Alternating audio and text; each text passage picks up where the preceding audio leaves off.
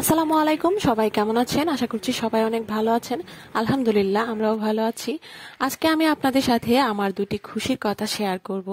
প্রথমটি হলো আমার শ্বশুর শাশুড়ি আজকে বাংলাদেশ থেকে আমাদের কাছে আসছেন, আর দ্বিতীয়টি হলো আমাদের জন্য একটি বড় একটি সারপ্রাইজটির কথা আমি পরে বলছি। এদিকে আমি রান্নাবান্না শেষ করে ঘরদোর গুছিয়ে নিচ্ছি। ঘর যতই গুছিয়ে রাখি না কেন, বাচ্চাদের ঘর আসলে অনেকক্ষণ পর্যন্ত গুছিয়ে রাখা যায় না। বারবার গুছানো হলেও দেখা যায় যে এরা খেলাধুলার জিনিসপত্র দিয়ে সারা ঘরই এদিকে সেদিকে ছড়িয়ে ছিটিয়ে রাখে। আসলে প্রত্যেক মা বাবাই তাদের সন্তানের জন্য ব্লেসিং। সবসময় মা বাবার সান্নিধ্যে থাকাটা আল্লাহর দেওয়া অনেক বড় একটি রহমত। কি বলবো, বিছানাটা টান টান করে বিছিয়ে রাখা দেখলেই যেন বেবিদের মনে হয়ে যায় বিছানার উপর এসে জাম্পিং লাফালাফি করার কথা। যাই হোক, ব্যাপার না, বেবিরাও আমাদের জন্য আল্লাহর দেয়া অনেক বড় নিয়ামত, আমাদের ভালোবাসা। তো আমরা দেখতে দেখতে চলে এসেছি এয়ারপোর্টে। আমরা আজকে এখানে এসেছি আমাদের আব্বা আম্মাকে রিসিভ করার জন্য।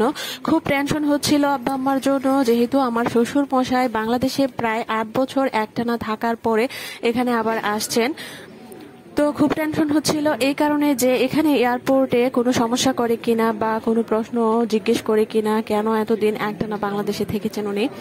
তো আমার ছেলে মেয়েরাও খুবই এক্সাইটেড, অনেকদিন পরে ওদের দাদা দাদিকে একসাথে দেখবে বলে। যদিও আমরা কিছুদিন আগে বাংলাদেশ থেকে ঘুরে এসেছি, অবশেষে আমার শ্বশুর শাশুড়ি চলে এসেছেন, ওনাদেরকে আমরা রিসিভ করলাম। তো আদিয়ান আলিসা খুবই খুশি দাদা দাদুকে পেয়ে। তো আমরা এখন বাসায় চলে যাচ্ছি। বাসায় গিয়ে অনেক বড় একটি সারপ্রাইজ আমাদের জন্য অপেক্ষা করছে। আমার ননদদেরকে এক সপ্তাহ আগে থেকে বলছিলাম যে এখানে আসার জন্য, কিন্তু ওরা বলেছে যে এখন আসবে না, পরে আসবে।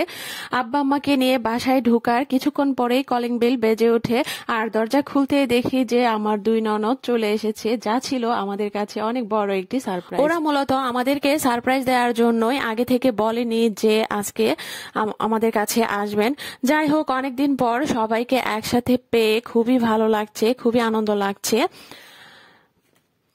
তো সবাই আমার শ্বশুর শাশুড়ি, আমার আব্বা আম্মার জন্য দোয়া করবেন। সবাই ভালো থাকবেন, সুস্থ থাকবেন। আজকের ব্লগটি আমি এখানেই শেষ করছি। আল্লাহ হাফেজ।